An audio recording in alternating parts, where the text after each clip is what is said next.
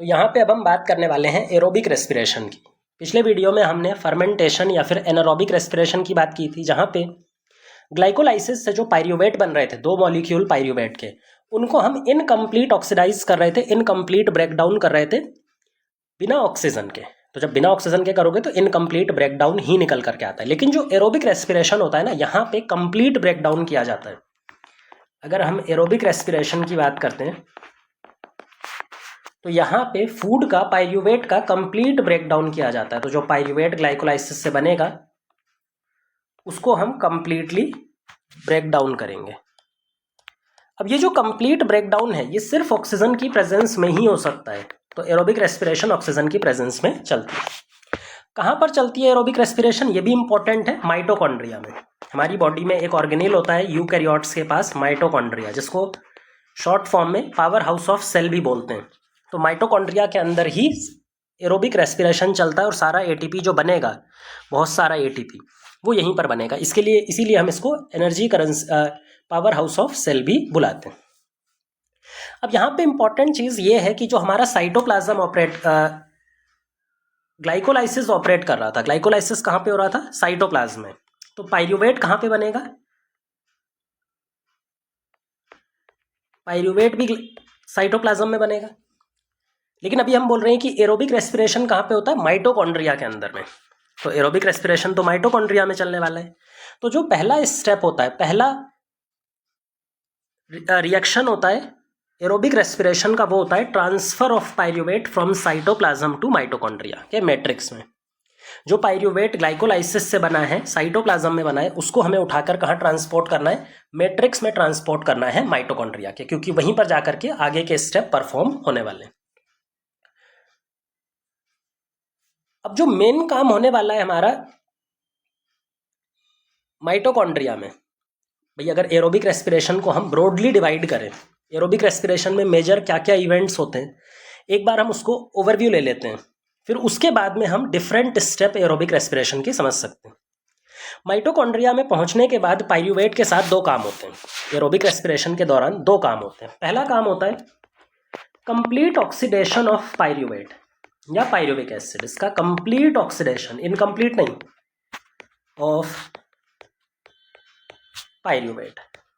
अच्छा, पायरुवेट का ऑक्सीडेशन का मतलब क्या है? देखो, ऑक्सीडेशन के 2 मीनिंग्स होते हैं।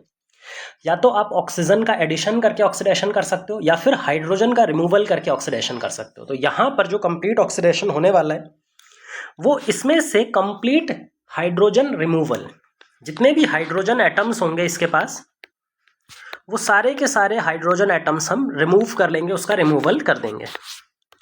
ये पहला स्टेप है, इसी को बोलते हैं, इसका कंप्लीट ऑक्सीडेशन हमने परफॉर्म कर दिया। ये जो काम परफॉर्म होने वाला है, ये माइटोकॉन्ड्रिया के मैट्रिक्स में ही होगा। जितना भी CO2 का मतलब ऑक्सीडेशन होना है, कंप्लीट ऑक्सीडेशन, ये हम कहाँ पे करेंगे? मैट्रिक्स में। अच्छा, किसी भी ऑर्गेनिक कंपाउंड के अंदर में क्या क्या चीज़ें होती हैं? Carbon, hydrogen and oxygen. जब हमने सारे हाइड्रोजन एटम्स रिमूव कर लिए तो बचा क्या? CO2। तो पायरुवेट से जब हम कंप्लीट ऑक्सीडेशन कर देंगे, उसमें से सारे के सारे हाइड्रोजन रिमूव कर लेंगे, तो बचेगा क्या? CO2 बचेगा। कितने CO2? 3 CO2, क्योंकि पायरुविक एसिड के पास 3 कार्बन मॉलिक्यूल है, तो 3 CO2 हमारे पास फाइनली बचेंगे। ये पहला स्टेप है। इसके साथ एक और स्टेप होता है। वो क्या स्टेप है?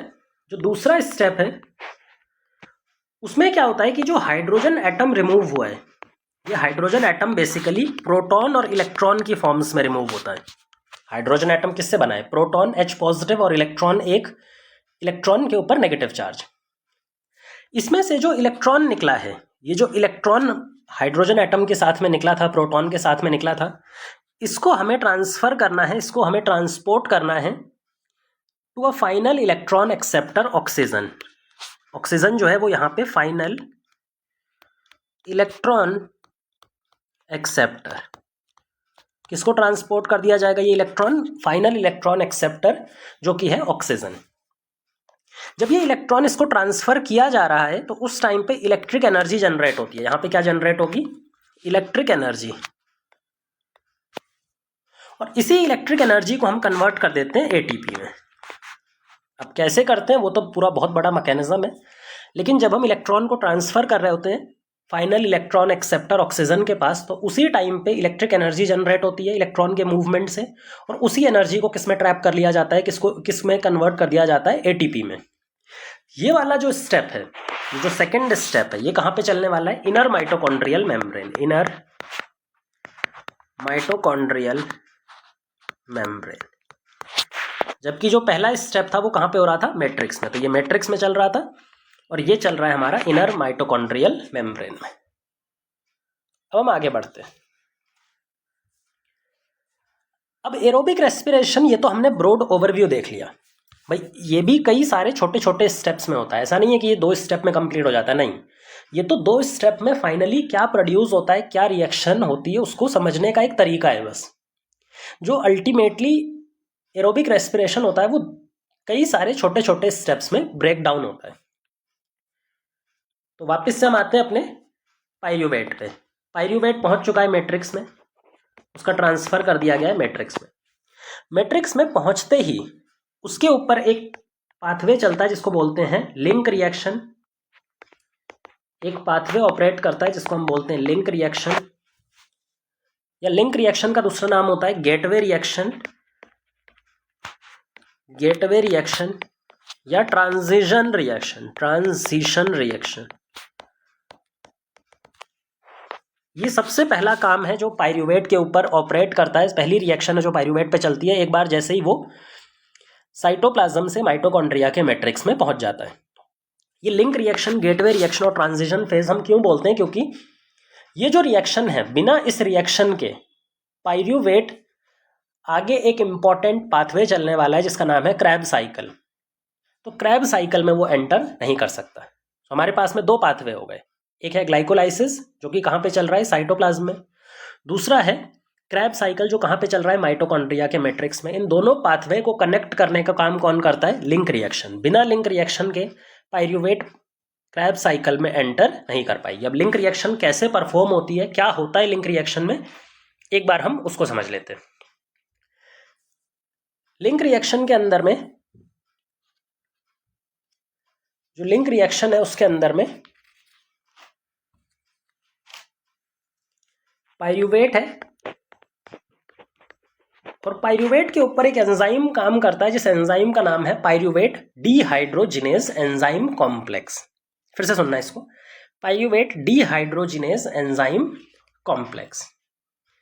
अब एंजाइम कॉम्प्लेक्स का मतलब है कि ये कोई सिंगल एंजाइम नहीं है, ये एंजाइम का कॉम्प्लेक्स है, कई सारे एंजाइम से मिल करके ये बना हुआ है। ठीक है, अब कौन से एंजाइम यहाँ पे बने हुए वो समझेंगे। इस पे एक्ट कर रहा है हमारा पाइरूवेट डीहाइड्रोजिनेज। ये एक एंजाइम कॉम्प्लेक्स है जो 2 एक्शन परफॉर्म करता है। वो 2 एक्शन है, ऑक्सीडेशन करवाएगा प्लस साथ में डीकार्बोक्सिलेशन। 2 काम करवाता है ये भाई, ये याद रखना है अपना को। ये 2 लगातार काम कराता है एक साथ, ऑक्सीडेशन और दूसरा डीकार्बोक्सिलेशन। इन दोनों को मिला के हम ऑक्सीडेटिव डीकार्बोक्सिलेशन स्टेप भी बोलते हैं। तो ये पूरा मिलाकर के क्या हो जाता है, ऑक्सीडेटिव डीकार्बोक्सिलेशन। इस एंजाइम को काम करने के लिए कोफैक्टर एंजाइम की जरूरत पड़ती है, magnesium ion, Mg2 positive ion की जरूरत पड़ती है। कुछ को एंजाइम जो ऑर्गेनिक कोफैक्टर्स होते हैं जिनको हम को एंजाइम बोलते हैं, उनकी भी जरूरत पड़ती है, जैसे NAD पॉजिटिव, ये को एंजाइम है। एक को एंजाइम ए अलग से कोफैक्टर भी होता है, को एंजाइम ए, ये भी एक तरह का को एंजाइम है। तो ये दोनों को एंजाइम है और ये इनऑर्गेनिक कोफैक्टर है। 2 काम परफॉर्म करेगा, ऑक्सीडेशन और डीकार्बोक्सिलेशन। देखो कैसे करेगा। फाइनली ये जो प्रोडक्ट बनाने वाला है वो प्रोडक्ट बनेगा, पहला प्रोडक्ट बनेगा acetyl coenzyme A, acetyl coenzyme A. जो कोएंजाइम ए ग्रुप था ये किससे जुड़ गया, पाइरूवेट से, और पाइरूवेट से जुड़ने के बाद में इसने 2 कार्बन का एक कंपाउंड बना दिया, एसिटाइल कोएंजाइम ए। पाइरूवेट खुद 3 कार्बन का है, एसिटाइल कोएंजाइम ए में जो एसिटाइल ग्रुप है, ऑर्गेनिक ग्रुप है, वो 2 कार्बन का है।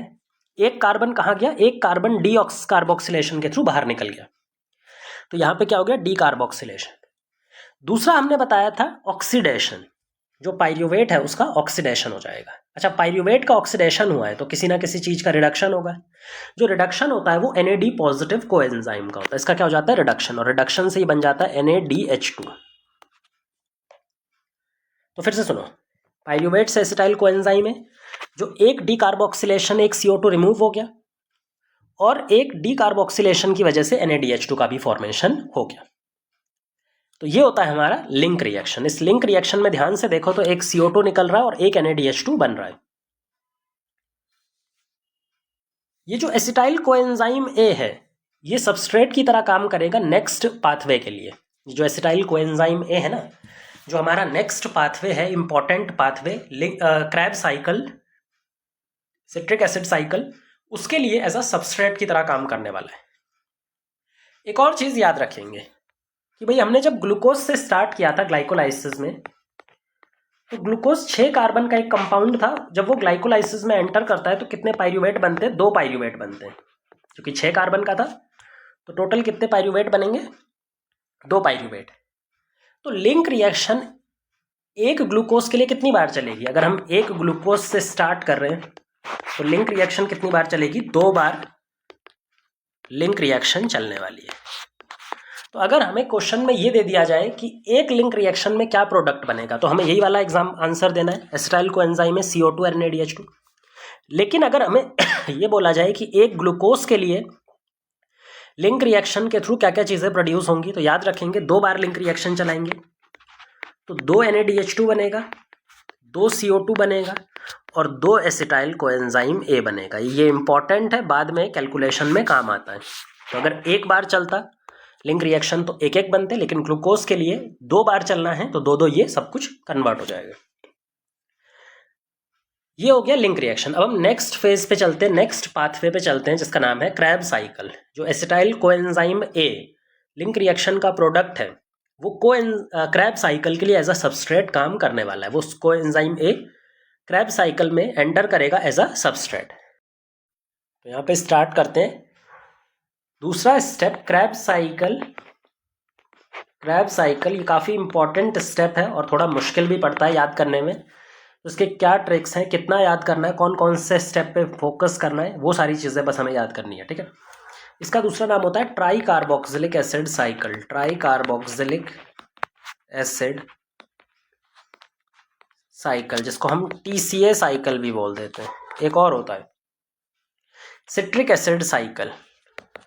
Citric acid cycle, CAC। ये तीनों नाम इसके दिए जाते हैं। तीनों नाम का अलग अलग मतलब है, एक एक करके समझते हैं। पहला लेते हैं क्रैब साइकिल। इसको ढूंढा था HC क्रैब नाम के एक साइंटिस्ट ने। HC क्रैब नाम के एक साइंटिस्ट थे जिन्होंने इसको डिस्कवर किया था, इस पाथवे को। सिट्रिक एसिड साइकिल, क्योंकि इसका जो पहला प्रोडक्ट बनता है वो 6 कार्बन का कंपाउंड सिट्रिक एसिड बनता है। एक 6 कार्बन का कंपाउंड होता है citric acid. Try carboxylic acid cycle क्यों बोलते हैं, क्योंकि जो सिट्रिक एसिड होता है, इस सिट्रिक एसिड के पास में 3 कार्बोक्सिलिक ग्रुप प्रेजेंट होते हैं। इसके पास में टोटल कितने कार्बोक्सिलिक ग्रुप प्रेजेंट होते हैं, 3 कार्बोक्सिलिक ग्रुप प्रेजेंट होते हैं। तो ये तीनों इसके नाम है, Krebs cycle, try carboxylic acid cycle या फिर सिट्रिक एसिड साइकिल। नाम से ही समझ में आ रहा है कि एक साइक्लिक पाथवे है। ये एक ऐसा पाथवे है जो साइक्लिक मैनर में ऑपरेट करता है। साइक्लिक पाथवे कहाँ पर चलता हुआ दिखाई देगा, मैट्रिक्स में। जहाँ पे लिंक रिएक्शन हुई थी मैट्रिक्स में, सेम वहीं पर मैट्रिक्स में ही क्रैब साइकिल भी ऑपरेट होती हुई दिखाई पड़ती है। अब एक बार हम इस साइकिल को बनाते हैं। साइकिल बहुत टफ होती है, थोड़ा सा कुछ स्टेप पे फोकस करना होता है, कुछ स्टेप्स को हम छोड़ेंगे भी। किन पे फोकस करना है वो पॉइंट्स हम बाद में लिखवा देंगे। पहले बात करते हैं जो हमारा सबस्ट्रेट है acetyl coenzyme A। Acetyl coenzyme A ये कंबाइन होता है वाटर के साथ। एसिटाइल कोएंजाइम A और वाटर आपस में जुड़ जाते हैं। जुड़ने के बाद में साइकिल का जो प्राइमरी एक्सेप्टर होता है, जिसका नाम है ऑक्जेलो एसिटिक एसिड, 4 कार्बन का कंपाउंड जो कि प्राइमरी एक्सेप्टर है। ऑक्जेलो एसिटिक एसिड। ये जो ऑक्जेलो एसिटिक एसिड है इसके साथ में एसिटाइल कोएंजाइम में 2 कार्बन का कंपाउंड कंबाइन होता है और कंबाइन करने के लिए जो एंजाइम यहाँ पे यूज होता है दैट इज सिट्रेट सिंथेज। जो एंजाइम यहाँ पे यूज है दैट इज सिट्रेट सिंथेज। जब ये सिट्रेट सिंथेज के साथ में कंबाइन होता है तो कोएंजाइम ए बाहर निकल जाता है और क्या जुड़ जाता है इसके साथ? इसके साथ सिर्फ और सिर्फ जुड़ता है acetyl group. Acetyl group 2 carbon का है और जो प्राइमरी एक्सेप्टर ऑक्जेलो एसिटिक एसिड है वो 4 कार्बन का है। दोनों मिल करके 6 कार्बन का एक कंपाउंड सिट्रिक एसिड बनाते हैं।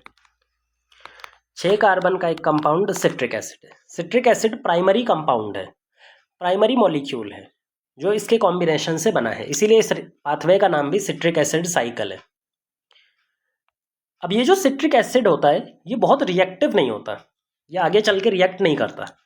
तो अगर ये रिएक्ट खुद नहीं कर सकता तो इसको कन्वर्ट कर दिया जाता है। इसको कन्वर्ट कर दिया जाता है आइसोसिट्रेट या फिर आइसोसिट्रिक एसिड में। आइसोसिट्रिक एसिड में, जो कि भी एक 6 कार्बन का कंपाउंड है। सिट्रिक एसिड का नॉर्मल आइसोमर है। अगर ये सिट्रिक एसिड का नॉर्मल आइसोमर है तो यहाँ पे कौन सा एंजाइम यूज होने वाला है? आइसोमरेज, जो आइसोमर बनाता है, आइसोमर को एक दूसरे में कन्वर्ट करता है, जिसको बोलते हैं आइसोमरेज एंजाइम। ये जो आइसोमरेज एंजाइम है, आइसोसिट्रिक एसिड जिसने बनाया है, अब इस आइसोसिट्रिक एसिड पे हमें 2 बार डीकार्बोक्सिलेशन करना है। सुनना इसको, अभी बताएंगे क्या हो रहा है ये। लेकिन यहां पे एक स्टेप होता है जिसमें हमारे पास में 2 काम होते हैं, डीकार्बोक्सिलेशन और डीकार्बोक्सिलेशन के साथ में ऑक्सीडेशन। ये देखो CO2 रिमूव हो रहा है, डीकार्बोक्सिलेशन, NaDH2 बन रहा है, हाइड्रोजन रिमूव हो रहा है। ऑक्सीडेशन, किसका ऑक्सीडेशन? आइसोसिट्रिक एसिड का यहाँ पे ऑक्सीडेशन हो रहा है, सबस्ट्रेट का ऑक्सीडेशन हो रहा है। जो एंजाइम यहाँ पे यूज होने वाला है दैट इज डीहाइड्रोजिनेज। डीहाइड्रोजिनेज का मतलब ही होता है हाइड्रोजन का रिमूवल करना, ऑक्सीडेशन करवाना। डीहाइड्रोजिनेज, डीहाइड्रोजिनेज ने हाइड्रोजन रिमूव करके इसको पहुंचा दिया और यहाँ पे इसका रिडक्शन हो गया और आइसोसिट्रेट जो है, आइसोसिट्रिक एसिड, उसका ऑक्सीडेशन हो गया। इसके बाद में हमें क्या मिलेगा? अल्फा कीटोग्लूटरिक एसिड, 5 कार्बन का एक कंपाउंड, अल्फा कीटोग्लूटारिक एसिड, जो कि 5 कार्बन का एक कंपाउंड है। एक कार्बन डाइऑक्साइड निकला, 6 कार्बन स्टार्टिंग में थे, तो कितने बचे? 5 कार्बन कंपाउंड। याद रखना यहाँ पे डीहाइड्रोजिनेज एंजाइम है। डीहाइड्रोजिनेज एंजाइम आगे भी 3 स्टेप में और आने वाला है, तो डीहाइड्रोजिनेज एंजाइम अच्छे से आपको याद रखना है। इसका पूरा नाम होता है आइसोसिट्रिक एसिड डीहाइड्रोजिनेज। अगर पूरा याद रखना चाहो तो आइसोसिट्रेट या फिर आइसोसिट्रिक एसिड डीहाइड्रोजिनेज। सेम यही स्टेप दोबारा रिपीट होगा, लगभग यही स्टेप अब दोबारा रिपीट होगा। जहां पे क्या होगा? जहां पे वापस से एक CO2 बाहर निकलेगा, डीकार्बोक्सिलेशन होगा और डीकार्बोक्सिलेशन के साथ में इसका ऑक्सीडेशन हो जाएगा और ये बन जाएगा NaDH2 और हाइड्रोजन कहां से निकल जाएगा? अल्फा कीटोग्लूटरिक एसिड से। साथ में एक और चीज होती है कि यहां पे कोएंजाइम ए ऐड हो जाता है, कोएंजाइम ए ऐड हो जाता है और ये बन जाता है 4 कार्बन का एक compound succinyl coenzyme A. Succinyl coenzyme A, इसके साथ में कोएंजाइम ए है। क्या ये रिएक्शन बिल्कुल वैसी दिखाई दे रही है जैसी लिंक रिएक्शन हो रही थी? लिंक रिएक्शन में भी CO2 बाहर निकल रहा था, NaDH2 बन रहा था और कोएंजाइम में ऐड हो रहा था। यहाँ पर भी ऐसा ही हो रहा है। तो ये रिएक्शन जो है वो रिजेंबल करती है लिंक रिएक्शन को, गेटवे रिएक्शन को। यहाँ पर जो एंजाइम यूज होने वाला है that is alpha ketoglutarate dehydrogenase. यहाँ पे भी जो एंजाइम यूज होगा वो है डीहाइड्रोजिनेज। कौन सा dehydrogenase? Alpha ketoglutaric acid dehydrogenase, पूरा नाम इसका ये होता है। अब ये सक्सिनाइल कोएंजाइम ए जो है, इस पे एक एंजाइम वर्क करता है जिस एंजाइम का नाम है succinyl coenzyme A synthetase. Coenzyme A synthetase. ये जो succinyl coenzyme A synthetase enzyme है, ये काफी इंपॉर्टेंट एंजाइम है। इसमें कुछ इंपॉर्टेंट प्रोसेस होने वाले हैं। पहला तो यहाँ पे जो कोएंजाइम ए जुड़ा था वो निकल जाता है, कोएंजाइम में बाहर निकल जाता है। और एक मॉलिक्यूल ऑफ जीडीपी से जीटीपी बन जाता है, जिसको बोलते हैं substrate level phosphorylation. Chemical reaction हुई, केमिकल रिएक्शन से कुछ एनर्जी निकली, और जो एनर्जी निकली थी उसको हमने ट्रैप कर लिया किस फॉर्म में, जीटीपी की फॉर्म में। याद रखो जीटीपी और एडीपी में कोई फर्क नहीं है, ये जीटीपी आगे चल करके एडीपी से एटीपी बना देता है। तो हम ये भी बोल सकते हैं कि एटीपी का सिंथेसिस हो रहा है, कहाँ पे, इस वाले स्टेप में। और फाइनली बनेगा क्या, 4 कार्बन का एक कंपाउंड सक्सिनिक एसिड का फॉर्मेशन हो जाएगा। यहाँ पे सक्सिनिक एसिड का फॉर्मेशन, 4 कार्बन का एसिड सक्सिनिक एसिड बन जाएगा। जब सक्सिनिक एसिड यहाँ पे बन गया, फिर नेक्स्ट स्टेप पर चलते हैं। नेक्स्ट स्टेप होता है वापस से डीहाइड्रोजिनेज। यहाँ पे भी हमारे पास में क्या आएगा, डीहाइड्रोजिनेज। डीहाइड्रोजिनेज है मतलब हाइड्रोजन रिमूव होगा। अगर हाइड्रोजन हमें सबस्ट्रेट से, इंटरमीडिएट से रिमूव करना है तो कोई हाइड्रोजन एक्सेप्टर होना चाहिए। तो जो हाइड्रोजन एक्सेप्टर यहाँ पे होता है वो होता है FAD पॉजिटिव, और वो कन्वर्ट हो जाता है FADH2 में। इसका हो गया रिडक्शन। इसका रिडक्शन हुआ है तो ऑक्सीडेशन किसका हुआ है, ऑक्सीडेशन हुआ है सक्सिनिक एसिड का, और वो कन्वर्ट हो गया फ्यूमरिक एसिड में। फ्यूमेरिक एसिड में 4 कार्बन का एसिड। इस एंजाइम का पूरा नाम है सक्सिनेट डीहाइड्रोजिनेज। इस एंजाइम का जो पूरा नाम है दैट इज, क्योंकि सक्सिनिक एसिड का डिहाइड्रोजिनेशन हो रहा है, सक्सिनेट डीहाइड्रोजिनेज। ये सक्सिनेट डीहाइड्रोजिनेज बहुत इंपॉर्टेंट एंजाइम है, इसके बारे में हम एक और बार बात करेंगे थोड़ी देर बाद। हम जब इलेक्ट्रॉन ट्रांसपोर्ट चेन पढ़ रहे होंगे, नेक्स्ट स्टेप पढ़ रहे होंगे, तो वहां पर भी ये एंजाइम यूज होगा। इसके बारे में काफी सारी चीजें हमें याद रखनी पड़ेंगी। तो सक्सिनेट से बन गया फ्यूमरिक एसिड। अब जो फ्यूमरिक एसिड है वो क्या करेगा, फ्यूमरिक एसिड फॉर्मेशन करेगा मेलेट का। यहाँ पे फॉर्मेशन होगा मेलेट का, जो कि 4 कार्बन का एक कंपाउंड है, सिंपल। यहाँ पे इसमें कन्वर्ट हो जाएगा। मेलेट से जो होता है, मेलेट अब कन्वर्ट होगा ऑक्जेलोएस्टेट में। वापस से ऑक्जेलोएस्टिक एसिड जो फर्स्ट प्राइमरी एक्सेप्टर था उसके अंदर कन्वर्ट होना है। जब ये कन्वर्जन होता है तो हमें यहाँ पे एक और डीहाइड्रोजिनेज एंजाइम यूज होता है। अब की बार इस डीहाइड्रोजिनेज का नाम है मेलेट डीहाइड्रोजिनेज। इसका पूरा नाम है मेलेट डीहाइड्रोजिनेज। मेलेट डीहाइड्रोजिनेज वापस से हाइड्रोजन रिमूव करेगा और हाइड्रोजन किसको दे देगा, NAD पॉजिटिव को। NAD पॉजिटिव को जब हाइड्रोजन दिया तो ये कन्वर्ट हो गया NADH2 में। तो यहाँ पर भी एक NADH2 का फॉर्मेशन हो गया। तो जहां से हमने स्टार्ट किया था ऑक्जेलोएसिटिक एसिड से, क्या वहीं पर हम पहुंच गए? और ऐसा पाथवे जहां से हम स्टार्ट करते हैं वहीं पर पहुंच जाए, उसी मॉलिक्यूल पर पहुंच जाए, प्राइमरी एक्सेप्टर पे पहुंच जाए, तो ऐसा पाथवे कहलाता है साइक्लिक पाथवे। इसका मतलब जो क्रैब साइकिल चलती है वो एक साइक्लिक मैनर में ऑपरेट कर रही होती है। अब यहाँ पे प्रॉब्लम आती है कि इसमें जो क्रैब साइकिल है बहुत बड़े बड़े स्टेप्स हैं। अब सारा याद रखना कई बार बहुत मुश्किल हो जाता है। वैसे तो हम ट्रिक भी बताएंगे कि क्या ट्रिक आप याद रख सकते हो, लेकिन ट्रिक से भी ज़्यादा आपको सारी साइकिल याद रखने की ज़रूरत भी नहीं है। एनसीईआरटी में पूरी साइकिल दी हुई नहीं है, और कभी वो क्वेश्चन भी डायरेक्ट यहाँ से नहीं पूछेगा। जो एनसीईआरटी में जितना पोर्शन दिया हुआ है उतना ही हमें फोकस पे रखना होता है। तो हमें जो फोकस करने वाली चीज़ें हैं ना, हम उन स्टेप्स को पहले तो रट लेते हैं। तो देखो, फोकस हमें वहीं पे करना है जहाँ पे एनर्जी रिच कंपाउंड का फॉर्मेशन होता है। एनर्जी रिच कंपाउंड जैसे कि NADH2, FADH2 या फिर GTP और ATP। GTP बोलो या ATP बोलो, सेम ही बात है।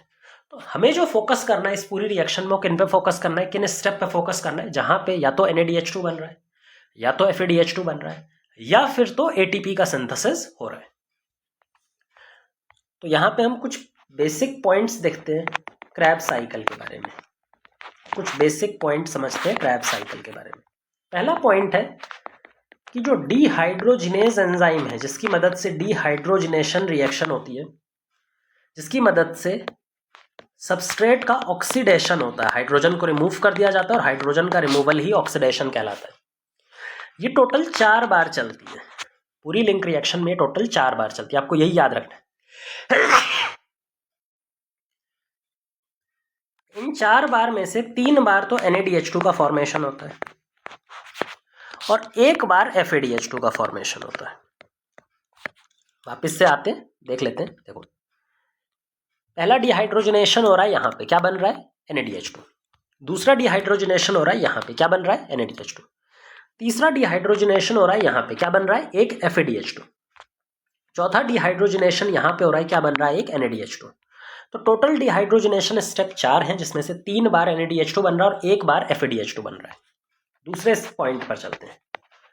टोटल डीकार्बोक्सिलेशन स्टेप कितनी बार होता है?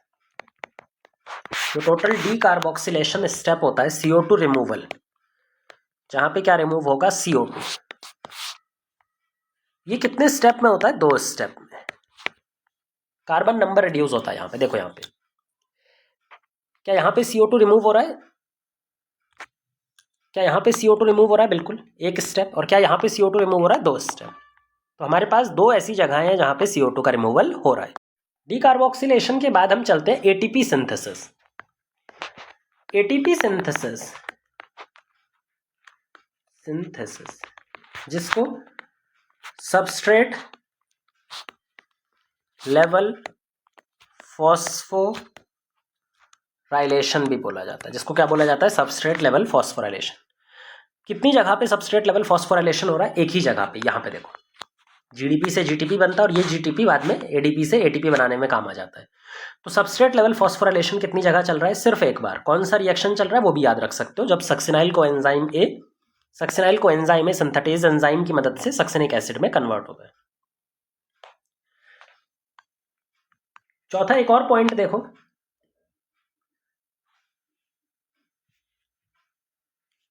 कि इस पूरी रिएक्शन में ध्यान से देखो, 4 कार्बन वाले कंपाउंड बहुत सारे हैं। 4 कार्बन वाला oxaloacetic acid, malic acid, fumaric acid, succinic acid, succinyl coenzyme है। 6 कार्बन वाले कंपाउंड भी काफ़ी सारे हैं, आइसोसिट्रेट, सिट्रिक एसिड। लेकिन ध्यान से देखना, इस पूरे पाथवे में 5 कार्बन का एक ही कंपाउंड है, जो ऑड नंबर जा रहा है, 5 कार्बन जा रहा है। तो ये भी आप याद रख सकते हो कि पूरी साइकिल में जो 5 कार्बन के कितने कंपाउंड होते हैं? सिर्फ एक अल्फा कीटो ग्लूटरिक एसिड, सिर्फ यही 5 कार्बन का है, बाकी कोई भी 5 कार्बन का नहीं होता। कोई 4 कार्बन का होता है, कोई 6 कार्बन का होता है।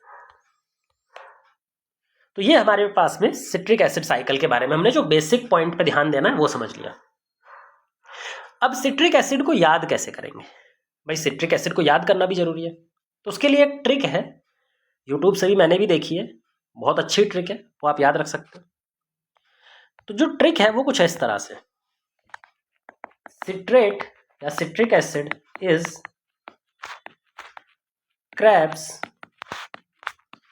special substrate for making oxaloacetate. Citrate is Krebs special substrate for making oxaloacetate. वापिस आते हैं। Citrate is Krebs कैसे स्पेशल सक्सिनाइल कोएंजाइम है, substrate succinic acid for fumaric acid making malate oxaloacetic acid. तो ये तो पूरा नाम ही है, तो इस न्यूमोनिक से आप पूरा याद रख सकते हो, छोटा ही न्यूमोनिक है, बहुत बड़ा नहीं है। Citrate is Krebs special substrate for making oxaloacetate. कोई फालतू के इसमें कोई वर्ड्स वगैरह भी नहीं है, कोई एक्स्ट्रा चीज़ें नहीं है, जो चीज़ें हैं बस वही चीज़ें यहाँ पर दी गई हैं।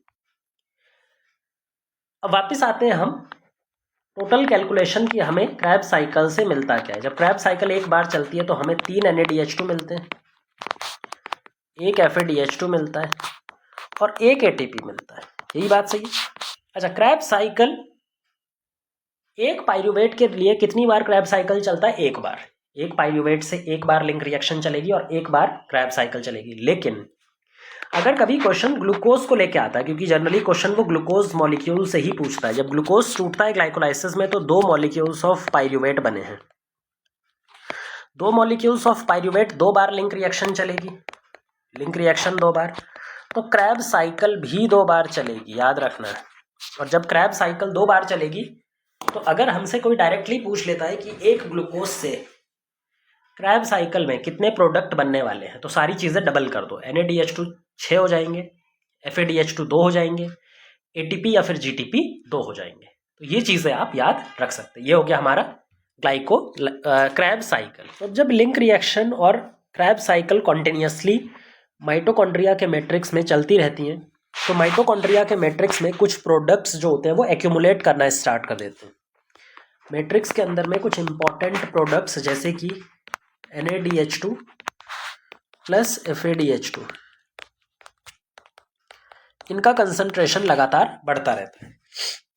अब जो दूसरा स्टेप है, जो हमने बताया था दूसरा स्टेप, उसके अंदर इनको हमें ऑक्सीडाइज करना है। ऑक्सीडाइज मतलब इनका हाइड्रोजन एटम निकाल लेना है। इनका हाइड्रोजन एटम निकाल के उसको प्रोटॉन और इलेक्ट्रॉन में ब्रेक कर देना है। प्रोटॉन और इलेक्ट्रॉन में ये जो इलेक्ट्रॉन है, इन इलेक्ट्रॉन्स को हम किसको ट्रांसफर करेंगे? हम फाइनली उसको ट्रांसफर करेंगे एक फाइनल इलेक्ट्रॉन एक्सेप्टर जिसका नाम है ऑक्सीजन। तो इन दोनों इलेक्ट्रॉन्स को हम किसको भेजने वाले हैं? ऑक्सीजन को। और जब इसको ऑक्सीजन की तरफ ट्रांसफर करते हैं इलेक्ट्रॉन को, तभी हमारे पास एनर्जी जनरेट होती है और उस एनर्जी को हम ATP में कन्वर्ट करते हैं। अब ये जो इलेक्ट्रॉन का ट्रांसफर ऑक्सीजन या फिर फाइनल इलेक्ट्रॉन एक्सेप्टर तक हो रहा है, इसके लिए एक अरेंजमेंट की रिक्वायरमेंट होती है जिसको बोलते हैं इलेक्ट्रॉन ट्रांसपोर्ट सिस्टम। इलेक्ट्रॉन को ट्रांसफर करने के लिए NADH2 और FADH2 से ऑक्सीजन तक एक सिस्टम की जरूरत होती है जिसको बोलते हैं इलेक्ट्रॉन ट्रांसपोर्ट सिस्टम। ये जो इलेक्ट्रॉन ट्रांसपोर्ट सिस्टम है, यहाँ पे ये बेसिकली एक चेन है या फिर एक सीरीज है of electron transport complex. Electron transport या फिर ट्रांसफर कॉम्प्लेक्स। बहुत सारे कॉम्प्लेक्स होते हैं इलेक्ट्रॉन ट्रांसपोर्ट कॉम्प्लेक्स, जो कॉम्प्लेक्स दो चीजों से मिलकर के बनते हैं, एक प्रोटीन और दूसरा इलेक्ट्रॉन कैरियर्स। इलेक्ट्रॉन कैरियर्स जो कॉम्प्लेक्स होते हैं वो दो चीजों से मिलकर के बनते हैं। अब कई सारे ट्रांसपोर्ट कॉम्प्लेक्स होते हैं जिसमें अलग अलग तरह के प्रोटीन होते हैं। प्रोटीन की बात हम नहीं करेंगे, बहुत ज़्यादा डेप्थ हो जाएगी वो। इलेक्ट्रॉन कैरियर की हम यहाँ पे बात करने वाले हैं। ये जो इलेक्ट्रॉन ट्रांसपोर्ट सिस्टम है, ये जो चेन और सीरीज है ट्रांसपोर्ट कॉम्प्लेक्सेस की, ये कहाँ पर एम्बेडेड रहती है? ये सारे कॉम्प्लेक्स कहाँ पे घुसे हुए रहते हैं, कहाँ पे धसे हुए रहते हैं? ये धसे हुए रहते हैं, ये एम्बेडेड रहते हैं इनर मेम्ब्रेन ऑफ माइटोकॉन्ड्रिया। जो माइटोकॉन्ड्रिया की इनर माइटोकॉन्ड्रियल मेम्ब्रेन में एम्बेडेड रहते हैं। टोटल 5 कॉम्प्लेक्स होते हैं। कॉम्प्लेक्स का नाम क्या है, कॉम्प्लेक्स में कौन कौन से इलेक्ट्रॉन कैरियर हैं वो समझते हैं। फिर कैसे इलेक्ट्रॉन का ट्रांसफर एक कॉम्प्लेक्स से दूसरे में, दूसरे से तीसरे में और फाइनली जाकर के ऑक्सीजन तक पहुंचता है वो समझना है। तो यहाँ पे पहले हम माइटोकॉन्ड्रिया की एक इनर मेम्ब्रेन है और इस इनर मेम्ब्रेन को बड़ा करके यहाँ पे दिखाते हैं। ठीक है, यहाँ पे इसको हमने बड़ा करके दिखा रहे हैं। जब हम इसको बड़ा करके दिखाते हैं तो ये कुछ ऐसा आता है। ये इनर मेम्ब्रेन है, मतलब ये बाइलेयर है।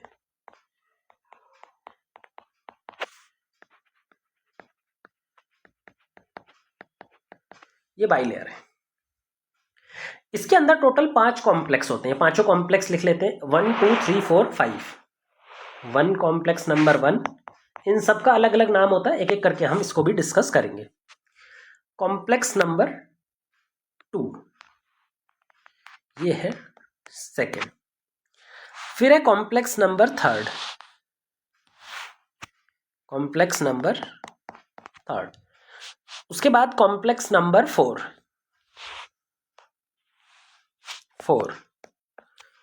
लास्ट आता है कॉम्प्लेक्स नंबर 5, जो कि एक बहुत ही स्पेशल टाइप का कॉम्प्लेक्स है। इसके बारे में हम लास्ट में बात करेंगे, इसका काम भी लास्ट में आएगा। ये कुछ अलग सा स्ट्रक्चर दिखाई दे रहा होगा इस तरह का।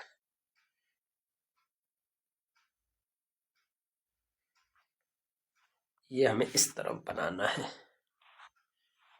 ये हो गया कॉम्प्लेक्स नंबर 5। ठीक है। अच्छा, आपको और भी चीजें समझनी होगी कि ये जो बाहर वाली सरफेस है, इस तरफ की सरफेस है, इस तरफ हम क्या बता रहे हैं? Inter membrane space. Inter membrane space, ये वाली स्पेस है, ये दो मेम्ब्रेन्स के बीच में। ये आउटर मेम्ब्रेन है, मान लो ये आउटर मेम्ब्रेन है। इनर मेम्ब्रेन को हमने बड़ा करके दिखाया है और ये इंटर मेम्ब्रेन स्पेस बीच में प्रेजेंट है। अंदर साइड पे क्या है? मैट्रिक्स। उस मैट्रिक्स में क्या प्रेजेंट है? उस मैट्रिक्स में प्रेजेंट है NADH2 जिसको ऑक्सीडाइज करना है और NADH2 के साथ में FADH2 जिसको ऑक्सीडाइज करना है। अब ये तो हमने कॉम्प्लेक्स के टर्मिनोलॉजी लिखी है। अब कॉम्प्लेक्स के अंदर में बहुत सारे इलेक्ट्रॉन कैरियर्स होते हैं, इलेक्ट्रॉन कैरियर्स को लिखते हैं। जो कॉम्प्लेक्स 1 में इलेक्ट्रॉन कैरियर है वो होता है FMN और आयरन सल्फर सेंटर FeS। जो कॉम्प्लेक्स 2 में इलेक्ट्रॉन कैरियर्स होते हैं वो होते हैं FAD और FeS। जो 3 में होते हैं उनका नाम है साइटोक्रोम C1, FeS और साइटोक्रोम B। C1 ये वाला भी होता है, ये एक सेकेंड,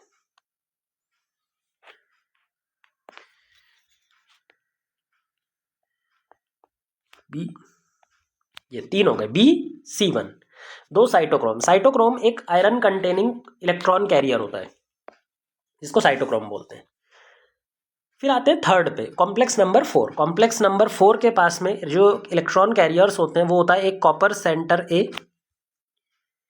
एक होता है साइटोक्रोम A3A, फिर होता है साइटोक्रोम A3 और कॉपर सेंटर B। तो टोटल 2 कॉपर सेंटर होते हैं, कॉपर सेंटर A और कॉपर सेंटर B, और 2 साइटोक्रोम होते हैं, साइटोक्रोम A और साइटोक्रोम A3। ये इलेक्ट्रॉन कैरियर्स हैं। ये जो 5th वाला है ये इलेक्ट्रॉन कैरियर नहीं है, इसका कुछ और काम है, इसका हम लास्ट में काम बताएंगे। तो ये हो गए हमारे इलेक्ट्रॉन ऐसे मूव करेगा। अच्छा, इलेक्ट्रॉन को एक कॉम्प्लेक्स से दूसरे कॉम्प्लेक्स तक ले जाने के लिए, जैसे 1 से 3 में ले जाने के लिए, या फिर 2 से 3 में ले जाने के लिए, 3 से 4 में ले जाने के लिए, एक कॉम्प्लेक्स से एक ट्रांसपोर्ट कॉम्प्लेक्स से दूसरे ट्रांसपोर्ट कॉम्प्लेक्स तक भेजने के लिए हमें कुछ मोबाइल इलेक्ट्रॉन कैरियर्स की जरूरत होती है। हमें यहाँ पे जरूरत होती है mobile electron carriers. 2 mobile electron carriers होते हैं, एक होता है यूबिक्विनोन UQ,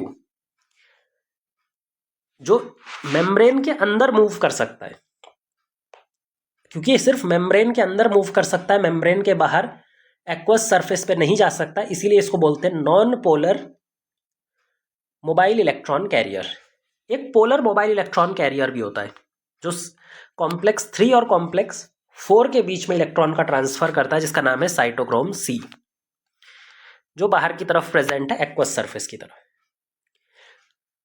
अब इलेक्ट्रॉन कैसे मूव करते हैं, कैसे NADH2 का ऑक्सीडेशन होता है, FADH2 का ऑक्सीडेशन होता है, ये सारी चीजें हम समझेंगे, और वहीं से हम इनका कॉम्प्लेक्स का नाम भी बताएंगे।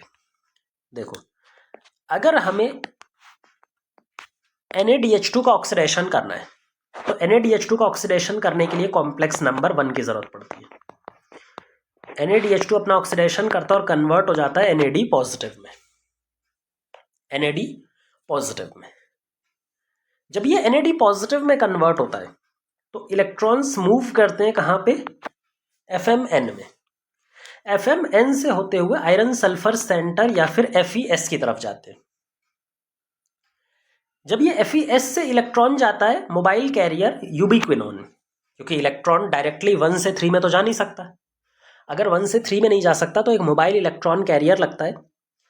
एक्चुअल में ये इलेक्ट्रॉन कैरियर नहीं है, ये हाइड्रोजन कैरियर है, मतलब इसको हाइड्रोजन एटम कैरी करना है। इसके पास इलेक्ट्रॉन तो पहले से आ ही गया, अब इसको हाइड्रोजन एटम बनाने के लिए क्या करता है, मैट्रिक्स से हाइड्रोजन एटम उठा लेता है। 2 इलेक्ट्रॉन यहां से उठाता है और 2 हाइड्रोजन यहां से उठाता है और कन्वर्ट हो जाता है अपने रिड्यूस्ड फॉर्म में, जिसका नाम है यूबिक्विनोल UQH2। यूबिक्विनोल से ही किसमें कन्वर्ट हो गया, यूबिक्विनोल UQH2। अब ये जो UQH2 है ये आगे अपना इलेक्ट्रॉन किसको भेज देगा, साइटोक्रोम B को। जो दोनों इलेक्ट्रॉन इसको मिले थे, जो इलेक्ट्रॉन इसको मिले थे वो इसने कहाँ भेज दिए, साइटोक्रोम B के पास। पर जो प्रोटॉन था वो कहाँ भेज दिया, भाई इसके पास इलेक्ट्रॉन और प्रोटॉन मिल करके वो बने थे, तो जो प्रोटॉन ये भेजता है तो प्रोटॉन ये भेज देता है इस तरफ, इंटर मेम्ब्रेन स्पेस की तरफ, ऐसे लगातार। फिर ये वापस आ जाएगा यूबिक्विनोल फॉर्म में, यूबिक्विनोन फॉर्म में। फिर से इलेक्ट्रॉन एक्सेप्ट करेगा, इधर से प्रोटॉन एक्सेप्ट करेगा, प्रोटॉन उधर फेंक देगा, इलेक्ट्रॉन को साइटोक्रोम B को दे देगा। साइटोक्रोम B से इलेक्ट्रॉन जाएगा आयरन सल्फर सेंटर FeS, और आयरन सल्फर सेंटर से ये जाएगा साइटोक्रोम C1 तक। साइटोक्रोम C जो है इसको इलेक्ट्रॉन देना है कॉम्प्लेक्स नंबर 4 को। डायरेक्ट दो कॉम्प्लेक्स आपस में इलेक्ट्रॉन एक्सचेंज नहीं कर सकते, उसके लिए यहाँ पे एक मोबाइल इलेक्ट्रॉन कैरियर की जरूरत है। अब की बार जो मोबाइल इलेक्ट्रॉन कैरियर है that is cytochrome C। Cytochrome C को ध्यान से देखो तो वो मेम्ब्रेन के अंदर नहीं प्रेजेंट है, तो ये इलेक्ट्रॉन किसको डोनेट कर देता है? साइटोक्रोम C1 साइटोक्रोम C को, जो कि पोलर मोबाइल इलेक्ट्रॉन कैरियर है। ये जो पोलर मोबाइल इलेक्ट्रॉन कैरियर है ये इलेक्ट्रॉन को लेकर के जाता है और कहाँ पे पहुंच जाता है? Cytochrome complex number 4। Cytochrome copper centre A को देता है, कॉपर सेंटर A से साइटोक्रोम A, वहां से साइटोक्रोम A3 और वहां से कॉपर सेंटर B। जो कॉपर सेंटर B है वहां से इलेक्ट्रॉन किसके पास जाता है? फाइनल इलेक्ट्रॉन एक्सेप्टर जिसका नाम है ऑक्सीजन। तो ऑक्सीजन को इलेक्ट्रॉन सबसे बाद में मिलता है। ऑक्सीजन को इलेक्ट्रॉन मिलता है, इधर से 2 इलेक्ट्रॉन लेता है ये, साथ में यहां से 2 प्रोटॉन उठाएगा और कन्वर्ट हो जाएगा H2O में। इसको बैलेंस करने के लिए हम यहाँ पे हाफ लगा देते हैं, half O2 plus 2H2 positive, 2 electron converted into water. तो किस में कन्वर्ट हो जाता है? वाटर में कन्वर्ट हो जाता है। तो ये क्या हो गया? इलेक्ट्रॉन का मूवमेंट। ये जो इलेक्ट्रॉन का मूवमेंट है ये कहां से हो रहा है? NaDH2 के थ्रू। ऐसे ही FaDH2 भी अपना इलेक्ट्रॉन डोनेट कर सकता है। जब FaDH2 अपना इलेक्ट्रॉन डोनेट करता है ना, तो वहां पे ये कॉम्प्लेक्स नंबर 2 से डोनेट करता है, कॉम्प्लेक्स नंबर 2 से डोनेट करता है। ये जो कॉम्प्लेक्स नंबर 2 है ये आपको याद होगा, हमने एक एंजाइम बताया था सिट्रिक एसिड साइकिल में, सक्सिनेट डीहाइड्रोजिनेज। सक्सिनेट डीहाइड्रोजिनेज, ये जो सक्सिनेट डीहाइड्रोजिनेज है ये क्रैब साइकिल का इकलौता ऐसा एंजाइम था जो मेम्ब्रेन एम्बेडेड था। वो मैट्रिक्स में नहीं प्रेजेंट, वो कहां पे प्रेजेंट है? मेम्ब्रेन के अंदर में एम्बेडेड फॉर्म में प्रेजेंट है। सक्सिनेट डीहाइड्रोजिनेज करता क्या है? सक्सिनेट डीहाइड्रोजिनेज अगर आपको याद होगा तो वो एक रिएक्शन को परफॉर्म कराता है जहां पे सक्सिनिक एसिड या फिर सक्सिनेट से कन्वर्जन होता है फ्यूमरेट का, और जब फ्यूमरेट बनता है तो एक FeDH2 बनता है। ये FeDH2 अपना इलेक्ट्रॉन FeS को दे देता है, ये FeS वापस से इलेक्ट्रॉन यूबिक्विनोन को दे देता है। यूबिक्विनोन से cytochrome B1 FeS cytochrome C1 और वापस से जाकर के इलेक्ट्रॉन किसको मिल जाता है? ऑक्सीजन को। ध्यान से समझना, जब हमारा NaDH2 इस्तेमाल हो रहा है, NaDH2 ऑक्सीडाइज हो रहा है, तो ये चारों 3 कॉम्प्लेक्स यूटिलाइज हो रहे हैं, कॉम्प्लेक्स नंबर 1, 3, 4। जब FaDH2 इस्तेमाल होता है, FaDH2 का जब ऑक्सीडेशन होता है तो जो कॉम्प्लेक्स 1 है वो यूज नहीं होगा, वो सिर्फ और सिर्फ कॉम्प्लेक्स 2, 3rd और 4th यूज होगा। यानी कि 3rd और 4th तो NaDH2 के पास भी एक्टिवेट होंगे और FaDH2 के साथ भी एक्टिवेट होंगे, लेकिन 1 और 2, 1 सिर्फ NaDH2 के टाइम पर एक्टिवेट होगा और 2 सिर्फ FaDH2 के टाइम पर। ठीक है, अब यहां पे हम इन कॉम्प्लेक्स का नाम दे देते हैं। भाई अब तो हमने ये सारी चीजें पढ़ ली, अब इन कॉम्प्लेक्स का नाम दे देते हैं। जो कॉम्प्लेक्स नंबर 1 है उसको बुलाया जाता है NaDH2 डीहाइड्रोजिनेज। जो NaDH2 से हाइड्रोजन एटम निकाल रहा है, इलेक्ट्रॉन रिमूव कर रहा है। जो कॉम्प्लेक्स सेकंड है वो एक इंपॉर्टेंट एंजाइम है क्रैब साइकिल का, जिसको बोलते हैं सक्सिनेट डीहाइड्रोजिनेज। ये बहुत इंपॉर्टेंट एंजाइम है, दोनों जगह पे काम करता है, क्रैब साइकिल में भी काम करता है और इलेक्ट्रॉन ट्रांसपोर्ट सिस्टम में भी काम करता है। जो रिएक्शन कॉम्प्लेक्स 3 है उसको 2 नाम से बुलाया जाता है। पहला तो साइटोक्रोम BC1 कॉम्प्लेक्स, क्योंकि उसके अंदर 2 इंपॉर्टेंट साइटोक्रोम है, cytochrome B and cytochrome C1। इसको एक और नाम से बुलाया जाता है साइटोक्रोम C रिडक्टेज। इसको एक और नाम से बुलाया जाता है साइटोक्रोम C रिडक्टेज। क्यों? क्योंकि देखो ये साइटोक्रोम C को क्या कर रहा है? इलेक्ट्रॉन प्रोवाइड कर रहा है। और साइटोक्रोम C को इलेक्ट्रॉन प्रोवाइड करने का मतलब है कि ये साइटोक्रोम C को रिड्यूस कर रहा है, इसीलिए इसका नाम पड़ गया साइटोक्रोम C रिडक्टेज। 4th की बात करते हैं, जो कॉम्प्लेक्स नंबर 4 है उसका पूरा नाम होता है साइटोक्रोम AA3, क्योंकि यहाँ पे 2 तरह के साइटोक्रोम है, एक साइटोक्रोम ए और एक साइटोक्रोम A3। तो इसका पूरा नाम होता है साइटोक्रोम A3। इसका एक और नाम होता है, क्योंकि ये साइटोक्रोम C से इलेक्ट्रॉन को उठा रहा है। अब साइटोक्रोम C से इलेक्ट्रॉन को उठाएगा तो साइटोक्रोम C का क्या हो जाएगा, ऑक्सीडेशन। इसीलिए हम इसको बोलते हैं cytochrome C oxidase, C oxidase. ये हमें ध्यान रखना है। ये 4 कॉम्प्लेक्स है, काफी इंपॉर्टेंट है। ये NADH2 का इलेक्ट्रॉन चुराता है, ये FADH2 का इलेक्ट्रॉन चुराता है, ये हमारा साइटोक्रोम C को रिड्यूस करता है, साइटोक्रोम C को इलेक्ट्रॉन प्रोवाइड करता है, जो कि एक पोलर मोबाइल इलेक्ट्रॉन कैरियर है। 2 साइटोक्रोम होते हैं, साइटोक्रोम BC1, इसलिए इस कॉम्प्लेक्स को हम साइटोक्रोम BC1 कॉम्प्लेक्स भी कई बार बुला देते हैं। लास्ट है कॉम्प्लेक्स AA3, साइटोक्रोम AA3। 2 तरह के साइटोक्रोम होते हैं यहाँ पर, साइटोक्रोम A और साइटोक्रोम A3। इन्हीं दोनों के नाम पे इसका नाम भी पड़ा है, साइटोक्रोम AA3। इसका एक और नाम होता है साइटोक्रोम C ऑक्सीडेज, क्योंकि ये साइटोक्रोम C का इलेक्ट्रॉन छीन लेता है। साइटोक्रोम C का इलेक्ट्रॉन ले लेगा तो साइटोक्रोम C ऑक्सीडाइज हो जाएगा, इसलिए साइटोक्रोम C ऑक्सीडेज। जब ये रिएक्शन चल रही है, जब इलेक्ट्रॉन ट्रांसफर कंटिन्यूअसली इस तरह से हो रहा है, NADH2 बहुत सारा प्रेजेंट है मैट्रिक्स में, FADH2 बहुत सारा बनता जा रहा है क्रैब साइकिल से, तो लगातार ये स्टेप चलता रहेगा। जब ये स्टेप चलता है तो हमें एक चीज याद रखनी है कि प्रोटॉन की पंपिंग होती है। जब इलेक्ट्रॉन मूव करता है तो इलेक्ट्रिक एनर्जी जनरेट होती है, और उस इलेक्ट्रिक एनर्जी को यूज करके प्रोटॉन की पंपिंग की जाती है। कहां से, मैट्रिक्स से इंटर मेम्ब्रेन स्पेस में। मतलब मैट्रिक्स से प्रोटॉन किस तरफ जाएंगे, इधर, यहां से प्रोटॉन इस तरफ। कॉम्प्लेक्स 1 भी भेजता है, कॉम्प्लेक्स 3 भी भेजता है, और कॉम्प्लेक्स ये भी भेजता है, ये भी प्रोटॉन भेजता है, ये भी प्रोटॉन भेजता है, ये भी प्रोटॉन भेजता है। अच्छा, जब 2 इलेक्ट्रॉन या फिर एक NADH2 ब्रेक होता है तो 4 प्रोटॉन यहां से जाते हैं कॉम्प्लेक्स 1 से, 4 प्रोटॉन कॉम्प्लेक्स 3 से, और 2 प्रोटॉन कॉम्प्लेक्स 4 से। ये जाते हैं जब NADH2 ब्रेक होता है, NADH2 ऑक्सीडाइज होता है। लेकिन अगर दूसरी तरफ हम देखें, अगर FADH2 ऑक्सीडाइज हो रहा है, ये वाला कॉम्प्लेक्स काम कर रहा है, कॉम्प्लेक्स नंबर 2, तो कॉम्प्लेक्स नंबर 2 के दौरान खाली साइटो कॉम्प्लेक्स 3 और कॉम्प्लेक्स 4 एक्टिवेट होते हैं। तो टोटल कितने इलेक्ट्रॉन एक्यूमुलेट होते हैं, 6। और NADH2 की बात करें तो 10,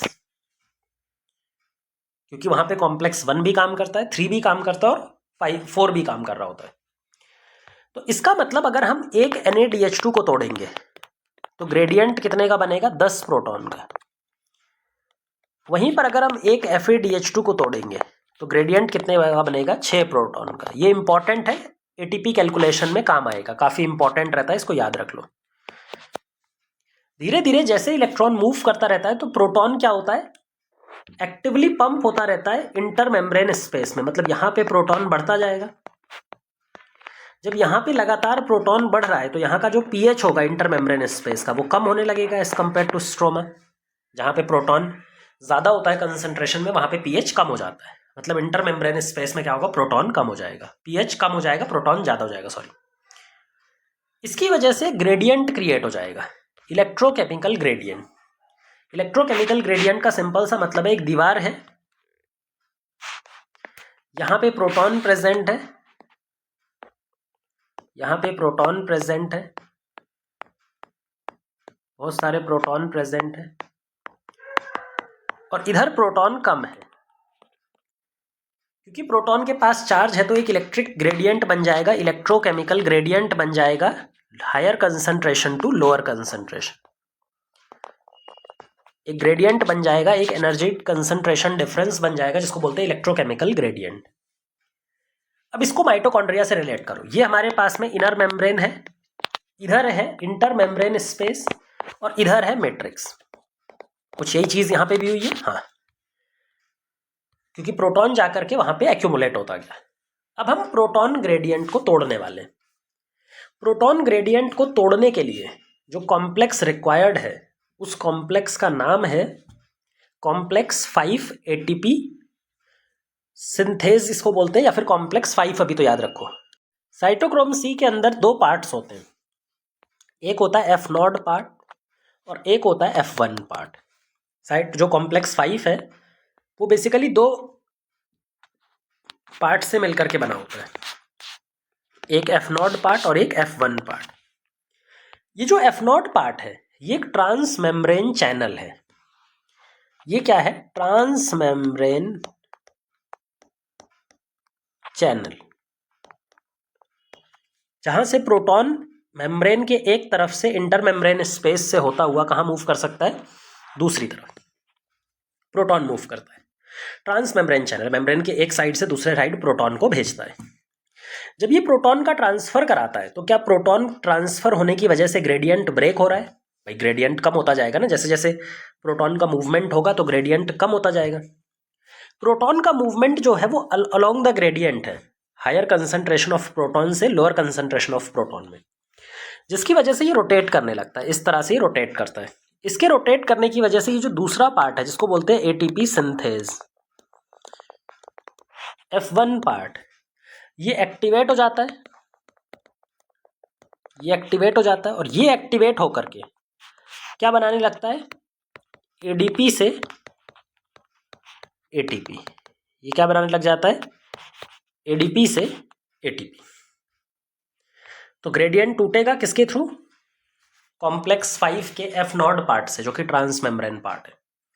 वहां से जब प्रोटॉन मूव करेगा तो F0 पार्ट रोटेट करेगा और वो रोटेशन की वजह से F1 पार्ट जो एटीपी सिंथेस पार्ट है वो एक्टिवेट हो जाएगा। उसके एक्टिवेट होते ही वो एटीपी सिंथेसिस करना स्टार्ट कर देगा। अच्छा, एक और कैलकुलेशन हमें याद रखनी है कि जो कॉम्प्लेक्स 5 है, जब 4 प्रोटॉन पास करते हैं, जब भी 4 प्रोटॉन पास करते हैं तो एक एटीपी का सिंथेसिस होता है। 4 प्रोटॉन पास होने पे क्या सिंथेसाइज होता है? एक एटीपी। अब आते हैं हम अपने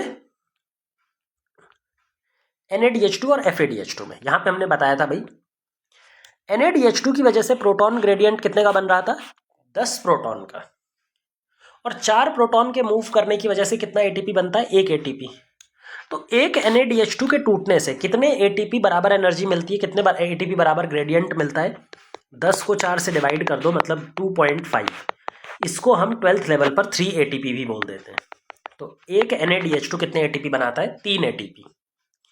अच्छा, एक FADH2 कितने एटीपी बनाएगा? 6 divided by 4 is equal to 1.5 या फिर 2। 12th लेवल पर हम इसको 2 एटीपी बोल देते हैं। तो एक NADH2 के टूटने से 3 एटीपी, एक FADH2 के टूटने से 2 एटीपी हमको मिल रहे होते हैं। तो ये बात होती है केमिओस्मोसिस। केमिओस्मोसिस हमने फोटोसिंथेसिस में भी पढ़ते हैं, सेम केमिओस्मोसिस यहाँ पे भी लगता है, लेकिन यहाँ पे जो इलेक्ट्रॉन ट्रांसपोर्ट सिस्टम है वो सिर्फ माइटोकॉन्ड्रिया से एसोसिएटेड है, माइटोकॉन्ड्रिया की इनर मेम्ब्रेन के साथ एसोसिएटेड है। तो ये हमें यहाँ पे जो एरोबिक रेस्पिरेशन है उसके डिफरेंट स्टेप्स कवर कर लिए।